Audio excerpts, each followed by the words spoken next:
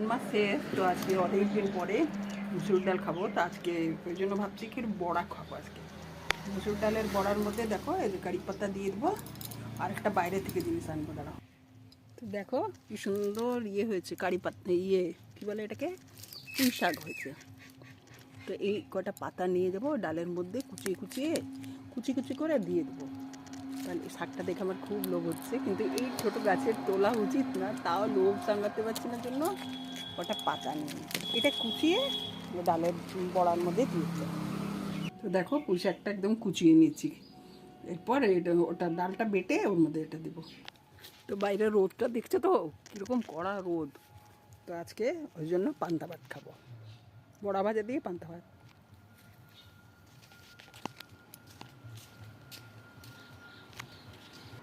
ডালটা খুব বেশি বাটবো না, আধা বাটা করবো। তো দেখো কিছুটা কাঁচা লঙ্কা কুচি দেবো, কিছুটা শুকনো লঙ্কা কুচি, আর এটা কারি পাতা কুচি, আর এটা হচ্ছে পুঁই পাতা। এগুলো সব দিয়ে বড়াটা হবে জম্পেস করে একেবারে। তো দেখো লঙ্কা ছাড়াই ডালটা বেটেছি। এবার এত সুন্দর ডাল বাটা দেখে আর মুখে না লাগিয়ে ছাড়ি, তো একটু এইটুকু আমি মুখেও লাগিয়ে নেবো। তো চলো এইবার এক এক করে এগুলো সব ওর মধ্যে দিয়ে দিই।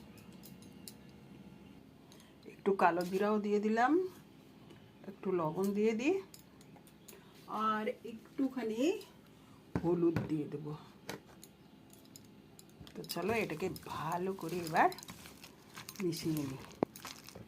বড়া দিয়ে পান্তা ভাত, আজকে ভেবেছিলাম ডাল ভাত খাবো, ডাল ভাত বড়া ভাজা খাবো, কিন্তু বাইরের রোদটা এত বেশি, তো ভাবছি না এবার পান্তা ভাতই খাবো।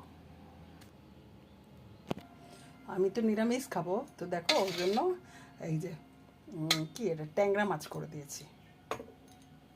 মাছটা এবার চাপা ঢাকা না দিলে বিড়ালের বাড়িতে এটাকে চাপা ঢাকা দিলাম। এবার দেখো বড়ার জন্য তেল গরম বসিয়ে দিয়েছি, এবার এক এক করে বড়াগুলো ভেজে নেবো। তো দেখো যতক্ষণ না বড়াগুলো হচ্ছে ততক্ষণে আমি পান্তা ভাতটা তৈরি করি। কালকে বাসি ভাত রাখতে মানে বাঁচে নিই, এখন আমি টাটকা ভাতের মধ্যে ফ্রিজের জল দিয়ে দেবো। পান্তাটা আগের রাতে ভাত ভিজানোটাই ভালো লাগে, কিন্তু আমার যেহেতু বাসি ভাত আমার নেই, তো আমি দেখো ফ্রিজের জলের মধ্যে মিশিয়ে দিচ্ছি। বেশ এত রোদ দেখছো, খাঁ রোদ, এই রোদের মধ্যে পান্তা ভাতটাই সব থেকে বেস্ট।